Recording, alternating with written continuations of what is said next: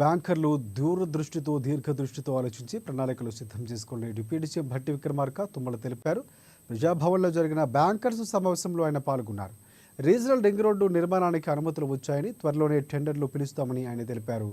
2024 ఖరీఫ్ సీజన్లో 54,480 కోట్ల రూపాయల రుణాల లక్ష్యం కాగా 44,438 కోట్లు 81.57% విడుదల చేశారన్నారు. రబీ రుణాల పంపిణీకి నెల రోజుల సమయం ఉన్నందున వేగం పెంచాలని కోరారు. రాష్ట్ర ప్రభుత్వం 2 నెలల వ్యవధిలోనే 21,000 కోట్ల రూపాయలు రైతు రుణమాఫీ కింద బ్యాంకులకు జమ చేశామన్నారు.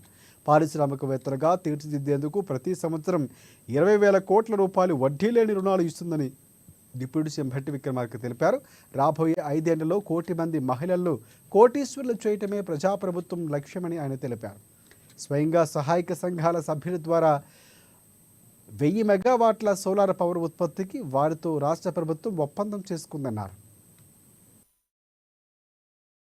So I request the bankers to be little active and take an active part in dispersing amount is because in agriculture timely lending is also very important. This is a seasonal lending and seasonal problems they arise. They don't respond to farmers by using the what all remedies to control the disease. For that they require money, and for that money, if you don't lend in time, you have to be of any use for them. So time lending is important, and also timely lending is also very. That's where I want the agriculture term loans.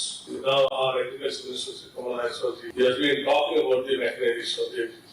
So term loans, I think you can really go a little ahead, even crossing your target. And also, you yourself organizing the exhibitions kind of a thing, without the mechanization.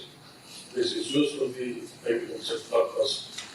That also encourages common community. So I request you to be little liberal in mechanized lending.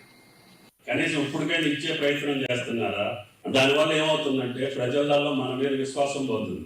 ఏమంటారు?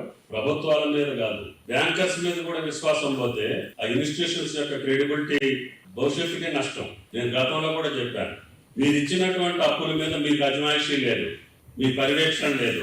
మీరు దాని గురించి ఇస్తే note చేసుకోవటం, వస్తే దేవుడి దయ, లేకపోతే లేదు. మీ ప్రయత్నాలు కూడా లేవు. ఎగ్గొట్టేవాళ్ళు ఎగ్గొడతా ఉంటే, కట్టేవాడు కడతా ఉంటే దానికి అర్థమే లేకుండా పోతుంది. అందుకని దయచేసి మీరు ఇచ్చినటువంటి అప్పుల మీద కూడా మీ అజమాయిషీ ఉండాలి, మీ పర్యవేక్షణ ఉండాలి. లేకపోతే అవన్నీ మీరు బ్యారికేడ్ సెట్ చేసి వాటన్నిటిని ఎక్కడో పెట్టేసి మీ బ్యాంకులకి మీరే నష్టం చేసిన వాళ్ళు అవుతారు. మీ వ్యవస్థలకు నష్టం వస్తే సమాజానికి నష్టం. కాబట్టి దయచేసి బ్యాంకులు